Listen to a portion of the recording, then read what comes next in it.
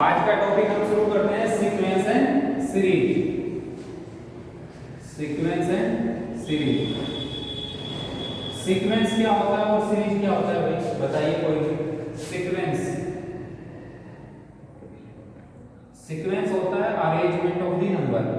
वो नंबर को आप अरेंज कर रहे हैं या तो इंक्रीजिंग ऑर्डर में या डिक्रीजिंग ऑर्डर में। जैसे मैं बोल देता हूं आपको 1 2 3 10 12 50 100, तो आपको दिख रहा है कि इंक्रीजिंग नंबर जा रहे हैं but they are not following any order और रूल। ऐसा तो यानी कि 3 के बाद 4 आ गया, 4 के बाद 5, तो तब तो रूल में बोलता है कि नहीं, इंक्रीजिंग हो रही है सीरीज। या फिर आपका डिक्रीजिंग भी होता है, जैसे 100 माइनस ऑफ 100 ले लिया, minus 99 minus of 50 minus of 25, है कि नहीं है। तो ऐसे क्या जा रही है, डिक्रीजिंग सीरीज जा रही है। सीरीज भी आपकी फाइनाइट हो सकती है और इनफाइनाइट। अगर मैं केवल यहाँ तक ही नंबर ऑफ टर्म लिखूं तो कितने टर्म 1 2 3 4। अगर काउंटेबल नंबर ऑफ टर्म है तो आप बोलोगे फाइनाइट सीरीज, फाइनाइट सीक्वेंस में। और अनकाउंटेबल नंबर ऑफ टर्म्स है तो आप बोलोगे इनफाइनाइट सीक्वेंस। ठीक है, तो सीक्वेंस क्या है, अरेंजमेंट ऑफ नंबर, चाहे तो इंक्रीजिंग चाहे डिक्रीजिंग। बात आती है सीरीज की, तो सीरीज में हम क्या करते हैं, सीरीज में हम करते हैं सीक्वेंस को ऐड, और लेकिन वो सीक्वेंस कुछ ऑर्डर फॉलो करनी चाहिए, है कि नहीं है। तो इसको हम बोलेंगे प्रोग्रेशन। जब कोई भी आपकी सीक्वेंस कोई एक ऑर्डर फॉलो करती है तो प्रोग्रेशन चाहिए। प्रोग्रेशन आपकी होती है अरिथमेटिक प्रोग्रेशन, ज्योमेट्रिक प्रोग्रेशन, और थर्ड इज हार्मोनिक प्रोग्रेशन।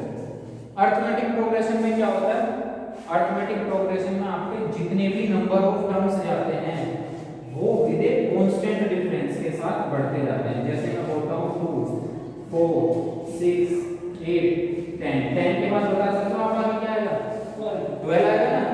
क्यों बता दिया 12?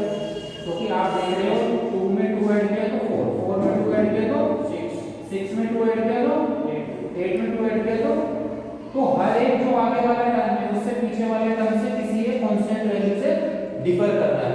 तो each succeeding term is differ by its preceding term with a constant quantity, that constant known as here d। d is common difference. ठीक है, तो ab की ये अपनी डेफिनेशन हो गई कि हर एक जो आगे वाला टर्म आएगा वो पीछे वाले जो टर्म जाएगा उससे एक कांस्टेंट वैल्यू से डिफर करेगा, और that value is known as common difference d।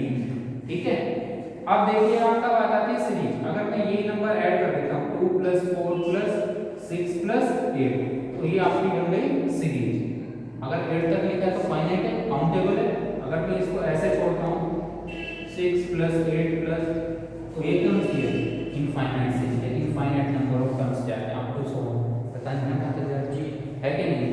बात आती है कि जो आपका एपी है, एपी के लिए जनरल टर्म आप कैसे डिजाइन करते हैं। ठीक है, जनरल टर्म को एपी, अरिथमेटिक प्रोग्रेशन, हिंदी में इसको बोलते हैं समांतर श्रेणी।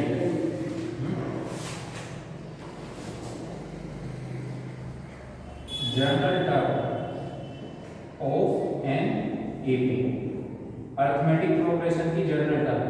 अब देखिए आपको एपी में अगर डिजाइन करके बताता हूं, है कि नहीं, तो हम क्या कर लेते हैं, फर्स्ट टर्म ए ले लेते हैं, सेकंड टर्म में क्या वो कॉमन डिफरेंस ऐड हो वो डी था, अगले टर्म में फिर एक और डी ऐड हो जाना है तो a + 2d, अगले टर्म में फिर एक और ऐड हो जाना है तो a +, है कि नहीं है।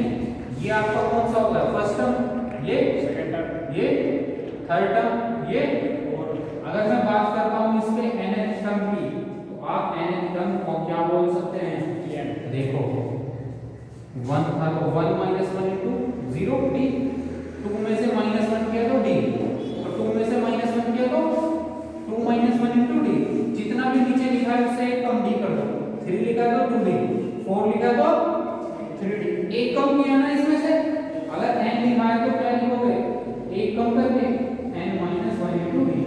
a तो सबके साथ ही चिपका है, a तो सबके साथ ही है, ये d की वैल्यू बढ़ती जा रही है कि नहीं। देखो यहाँ 3 का तो एक कम d, यहाँ 4 का तो एक कम, यहाँ n है तो n से एक कम, n - 1 * d। यही आपका क्या कहलाता है, nth टर्म, या इसको बोलते हो जर्नल टर्म। किसी बुक में tn से शो करते हैं, किसी बुक में tn से। एक ही बात होती है, a plus n minus 1 into d, where a is the first term and d is the common difference. a is your first term and d is common difference. Okay, ठीक है कि नहीं? देखो कोई भी मैं सीरीज का है कि नहीं, या अपनी एपी का कोई भी टर्म निकाल सकता हूँ, बस मेरे को एन टर्म पता लगेगा, है कि नहीं? ठीक है, अगर आपकी एपी ऐसे दी है 2 4 6 8 और मैं पूछता हूँ कि नेक्स्ट टर्म कौन सा है, देखो आप देखो फर्स्ट टर्म ये, सेकंड ये, थर्ड टर्म ये, फोर्थ, आप ऐसे भी बता सकते हो सीधा 10 आ जाएगा। लेकिन बहुत बड़ी नंबर बहुत ज्यादा बता है तो आपको 5 टर्म निकालना है। ए कितना है? 2 और कॉमन डिफरेंस इज 4 minus 2 तो 2, 6 minus 4 तो 2, 8 minus 6 तो 2। तो हमको पता है एपी का आपको कौन सा 5th टर्म निकालना है ना? Yes sir. तो n की प्लेस पे कितना आ जाएगा यहाँ? 5, n के प्लेस पे आ जाएगा 8। a कितना था आपका 2 प्लस 5th टर्म चाहिए, n के प्लेस पे आया 5 माइनस 1 इंटू डी, डी कितना आपका 2, ठीक है? तो वैल्यू कितनी आ गई 4 इंटू 2, तो 2 प्लस 4 इंटू 2 8 प्लस 2 होगा 10। आ गया कि नहीं आ गया 10? बोलो। तो हमको क्या पता होना चाहिए, एपी में मैं सारी चीजें निकाल सकता हूँ दुनियादारी की, ए और डी पता होना चाहिए, केवल और केवल ए और डी, क्योंकि ए और डी से पूरी सीरीज बन रही है कि नहीं बन रही है, पूरा कोई सा भी टर्म कैलकुलेट कर सकते हो ए और डी से। अब बात करते हैं sum of n term in AP. AP में सम ऑफ n टर्म कैसे आप फाइंड आउट करते हैं? गॉस का नाम सुना है आपने? नहीं सुना? गॉस थ्योरम भी सुनी है? तो गॉस जो थे साइंटिस्ट थे, ठीक है ना, ये कहते हैं ना किसी को एक्स्ट्रा भगवान बना करके भेजता है पहले से, है कि नहीं?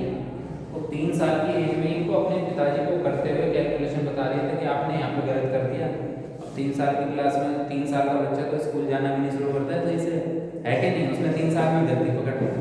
और हुआ क्या है कि बॉस भाई साहब को जब स्कूल भेजा गया तो उसके टीचर ने एक क्वेश्चन दे दिया, है कि नहीं? टीचर बिल्कुल ऐसे याद आ मजे में कह रहे था आज तो लेक्चर लेना है 30-35 मिनट पढ़ाना तो नहीं करेगा।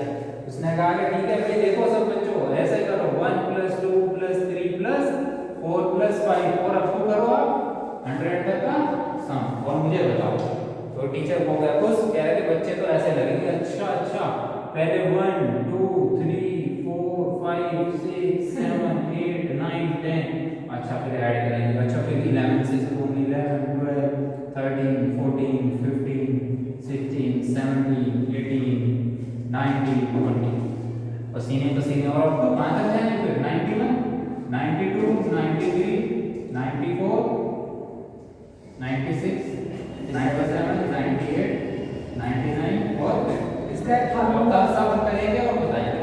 इसका फार्मूला ही बता रहा कैसे आएगा, डायरेक्ट बता दिया तो लॉजिक पता नहीं लगेगा ना कहाँ से आ रहा, तो लॉजिक यहाँ से निकलता है। देखो कैसे तो डायरेक्ट फार्मूला तो बता दो sum of n term n × n + 1/2 आता कहाँ से है?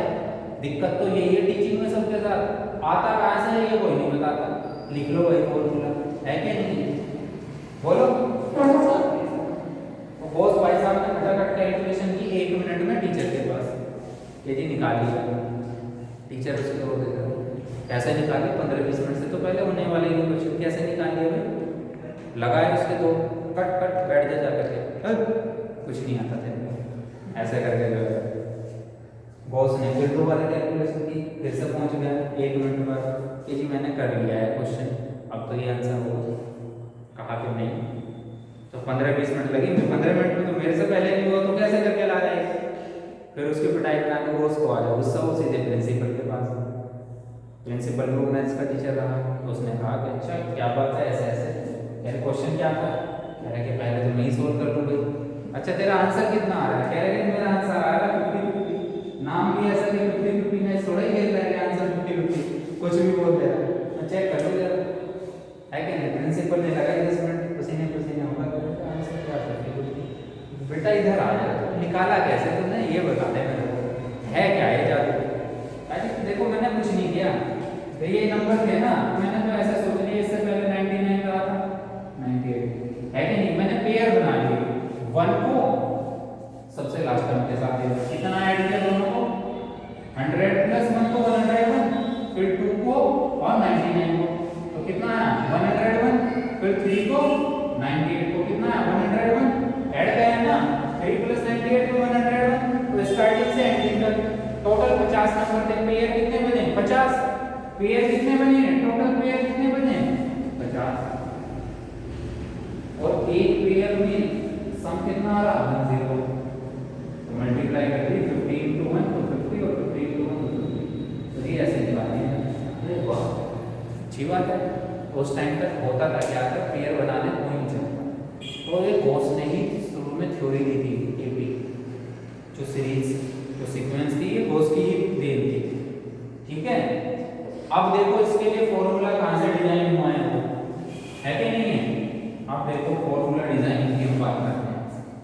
अगर मैं बात करता हूं आपके इसी के लिए फॉर्मूला डिजाइनिंग की तो ये कितने टर्म थे जी कितने टर्म थे 100 तो 100 का डिवाइड बाय 2 कर दो तो 50 आ जाएगा। जितने number of term divide by 2 कर दो है कि नहीं जो फर्स्ट टर्म है वो कितना है 1 प्लस लास्ट टर्म कितना है 100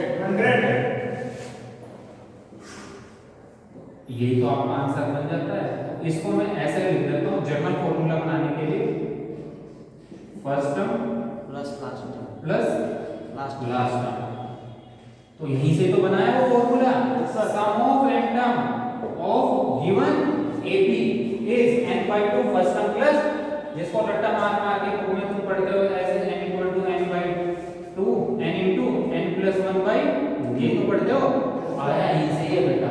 आप देखो कैसे आया 1 plus 2 plus 3 plus 4 up to n sum of n natural number n प्राकृतिक संख्याओं का योग सम ऑफ n नेचुरल नंबर को यहीं से तो निकला वो। अब आपने कहा कि ऐसे कितने नंबर ऑफ टर्म है कि n तो कितना करा था 100 से 100 डिवाइड बाय 2 तो 50 नंबर ऑफ टर्म कितने n तो ये n by 2 into first term plus first term कितनी 1 और लास्ट टर्म कितनी n इसी को फॉर्मूला बना करके और सुंदर लिखते हैं n into n plus 1 by 2 तो ये यहीं से तो आया है फॉर्मूला। अब पता लगा वो कथा कहां से शुरू हुई थी और कथा आकर के कहां खत्म हो गई है। ठीक है तो ये सम ऑफ n टर्म क्लियर। अगर मैं आपको अब सम ऑफ n टर्म ऐसे ना दे करके ध्यान देना क्वेश्चन में अगर मैं आपको ऐसे दे देता हूं सम ऑफ n टर्म कैलकुलेट कीजिए आप मैंने वैल्यू दे दी है 5 प्लस 6 प्लस 7 प्लस 8 प्लस 9 और अप टू 50। आपको क्या बैठे रहना है पसीने होना है 9 में 5 में 6 ऐड करोगे तो आपके पास फॉर्मूला है सम ऑफ n टर्म लेकिन वो कब से जब 1 से शुरू होगा तो हम मान लेते हैं कि 1 प्लस 2 प्लस 3 प्लस 4 ये पूरा यहां से स्टार्ट था तो ये वाली चीज माइनस कर देंगे लास्ट में अपने आंसर से। तो इसी के लिए सम ऑफ n टर्म निकालेंगे n कितने टर्म है अगर मैं ये भी मान रहा हूं तो 50 है n by 2 है कि नहीं और first term plus last term है कि नहीं। लेकिन माइनस क्या करना ये 4 नंबर तो ज्यादा ऐड कर लिए थे मैंने तभी तो सीरीज के लिए फॉर्मूला था उसमें से ये नंबर का सम हटा दूंगा तो 4 प्लस 3 7 प्लस 2 9 प्लस 1 10 तो माइनस 9 कर दूंगा आंसर आ जाएगा ये आ गया 25 और ये आ गया 51 माइनस 10 है कि नहीं 25 बन गया 25 का 5 कैरी गया 2 25 into 5 कितने हो गए 25 into 5 5 5 का 25 कैरी गया 5 और 2 कैरी गई हां 2 कैरी तो आ ठीक है 2 कैरी गई आपकी ठीक है तो 127 माइनस ऑफ 10 आंसर आ गया 1265 बोलो है क्या नहीं बोल ठीक है।